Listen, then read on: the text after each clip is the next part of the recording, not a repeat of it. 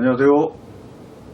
오늘은 제가 실무를 경험하면서 아니면 공부하고 탐방하면서 제가 보고 느꼈거나 직접 집행했던 경험을 통해서 알아진 것들 중에 8.15와 관련해서 8.15 광복절과 관련해서 여러분들께 소개해드리면 좋겠다 싶은 내용이 있어서 오늘 이 자리에 앉았고요. 저는 앞으로 장묘 부분, 장례 부분, 묘지 부분, 장례 부분에 대해서 풍수지리라는 거대 담론 하에 제가 담당하는 부분의 이야기를 풀어내려고 합니다. 그 부분과 관련하여 광복절 특집 장묘 장례에 드리워진 검은 부분이 있거든요. 그 부분에 대해서 말씀드리려고 하고요. 우선 제가 광복절 전에 대한민국 땅에 존재하는 조선국 하 건설된 40개의 왕릉 묘지 중에서 마지막 두 분의 황제였던 고종과 순종이 잠들어 계신 홍릉과 유릉을 찾아뵐 계획입니다. 우선 저는 조선 왕릉은 진작에 답사를 다 종료했죠. 유네스코 되기 전에 다 답사했기 때문에 어느 정도 제가 올라가서 꼼꼼하게 관찰했기 때문에 이곳에서도 누구의 왕릉 하면 다 제 상상 속에 머릿속에 다 그 그림이 그 현장이 다 알 수가 있어요.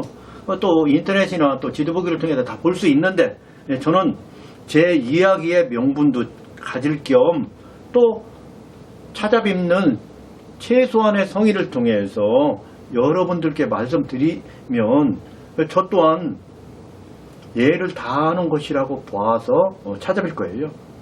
그러나 오늘은 제가 알고 있는 범위 내에서 조선국화 건설되어 있던 42기의 왕릉 중에 2기는 이북에 계시다고 했고 나머지는 여기 곳에 계신데 특히나 일제시대에 입김이 있었던 홍릉과 유릉에는 어떤 부분이 어떻게 설치되어 있느냐, 어떤 문화가 드리워졌느냐, 그곳에 일제 문화가 혹시 들어와 있는 건 아니냐.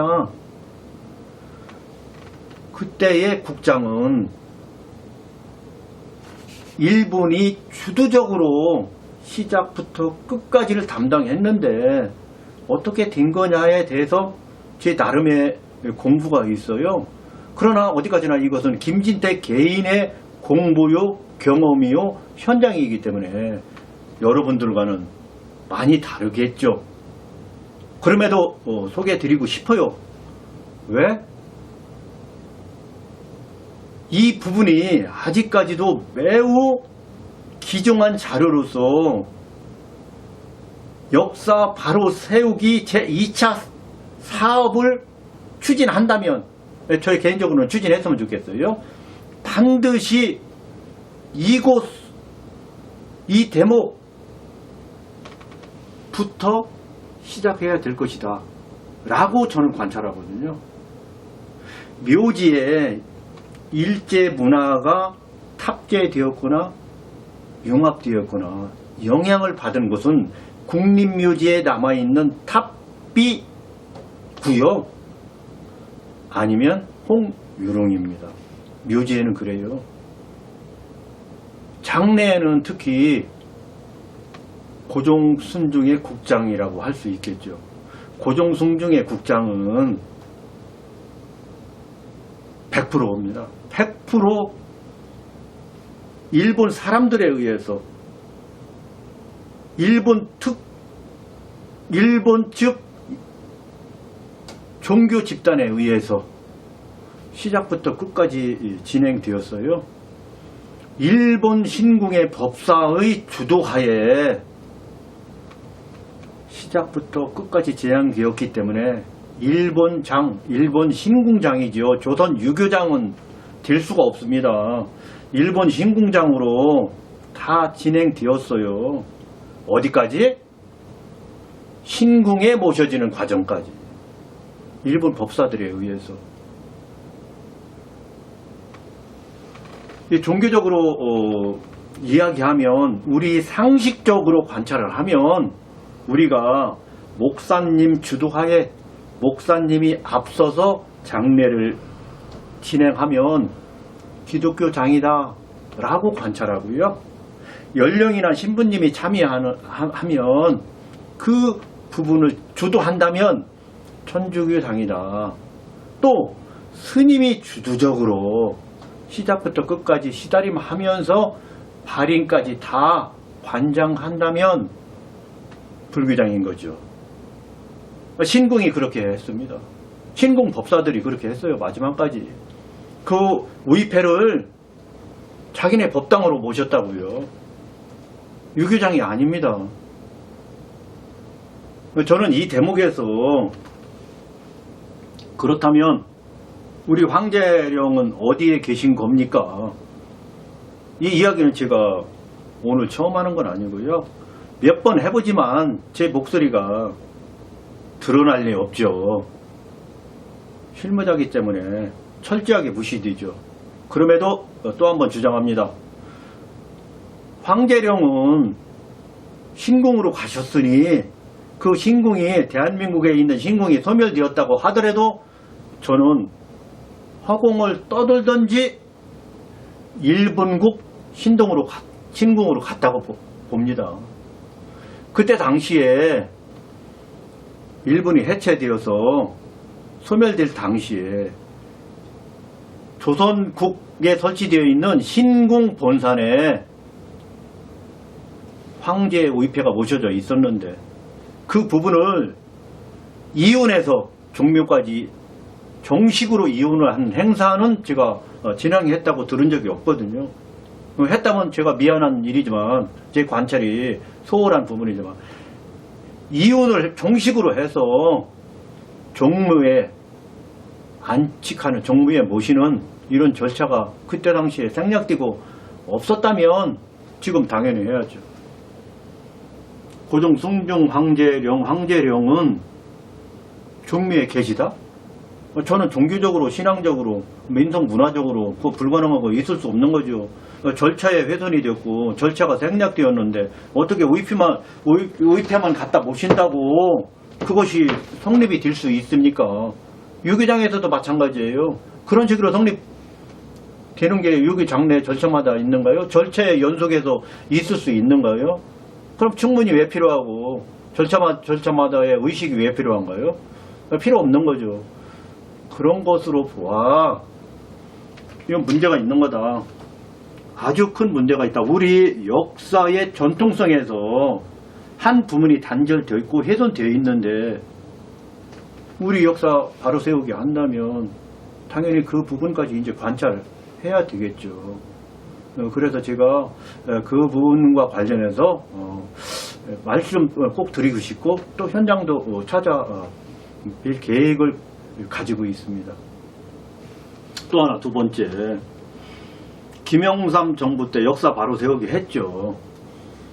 조선 총독부 건물 보란듯이 대대적으로 철거했고 광화문 다시 설치했고요. 우리식으로 다시 설치했고 또 1월 오봉도 복원하고요.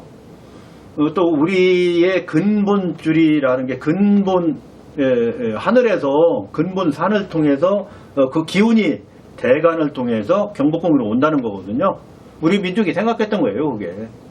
그래서 그 대간을 차단하면, 대간에 쇠말뚝을 박아서 그 전기를 차단하면 그 근본이 차단되기 때문에 이 1월 오봉도 앞에 앉아있는 임금의 정통성이 훼손되어서 이 임금은 하늘이 낸 임금이 아니고 그냥 동네 면장 아니면 군수 시장 정도밖에 안 되니까 니네는 대일본국 하하 그냥 대한민국의 어느 지방 다스리는 수령 정도로 이 정도로 생각하고 만족해라 라는 뜻으로 대간에 말뚝을 꽂아서 문학 말살을 꾀하려고 했던 그 부분까지 다 복원했잖아요. 말뚝 뽑았잖아요. 말뚝 뽑았기 때문에 정통성이 연결되었죠. 우리 임금이 바로 정통성을 부여했기 때문에 1월 오봉도가 없던 부분을 1월 오봉도까지 복원했고, 또 경복궁 임금이 계시던 곳도 조정 정통 건물 청소하고 광화문도 바로 세웠으니까 그 부분은 복원되었어요. 그러나 생사가 다름없고 생사의 연결이 확실히 해야지만 되는 건데, 그 부분에서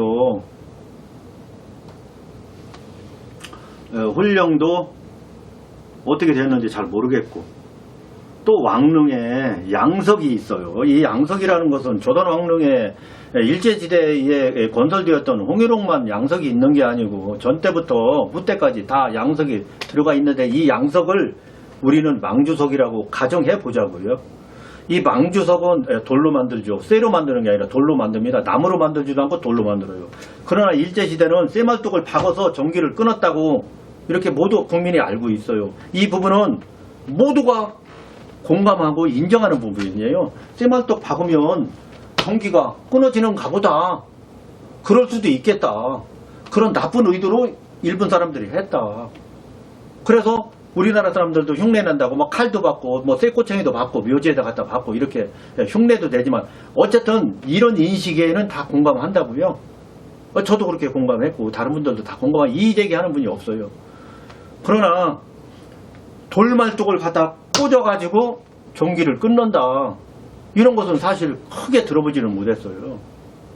그러나 오늘날 왕릉에 설치되어 있는 양석이, 망주석이 그 기능을 한다는 거예요.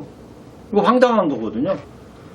예전에는 없었는데 일제시대 이후에 일본 사람들이 물러난 이 시점에도 이 돌말뚝이 꽂으면 명당 조건에서 이 혈처에 기가 머무르는 것이 상당히 중요하거든요.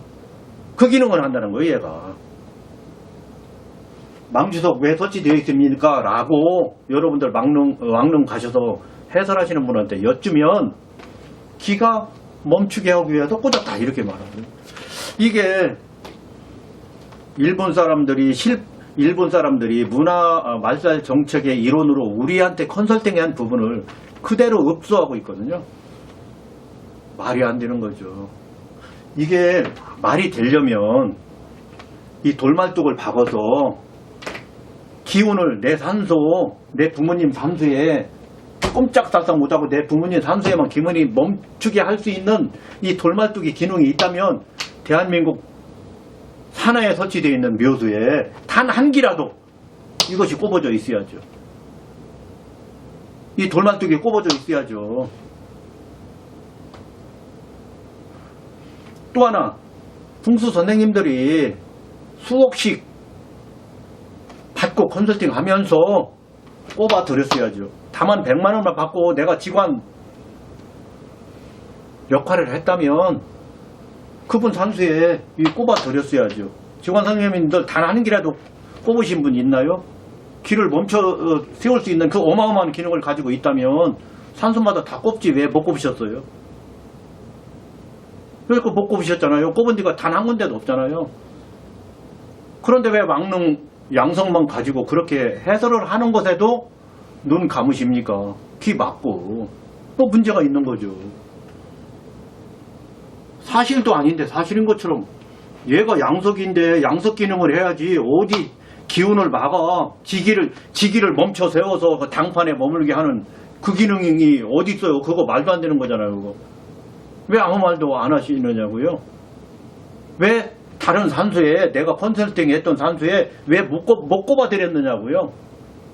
꼽아드리지 왜 못 꼽아드렸어요? 그렇게 어마어마한 기능을 가지고 있으면 아무데나 딱 꽂으면 거기가 명당일 텐데 산소짜리 볼 필요도 없잖아요.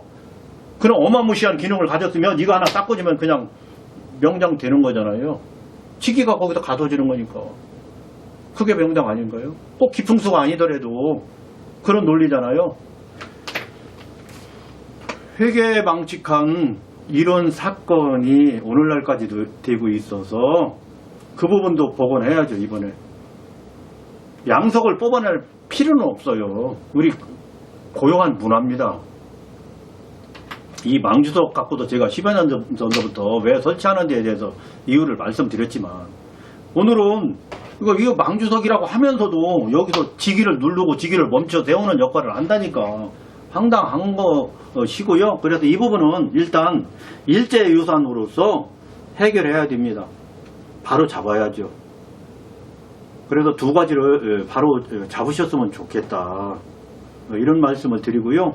왕릉 묘지는 물론 전부 다 왕릉, 우리나라의 조선국 하에서 아니면 사대부 묘지를 포함해서 어느 정도 풍수가 영향을 미치고 엄청나게 역할을 합니다.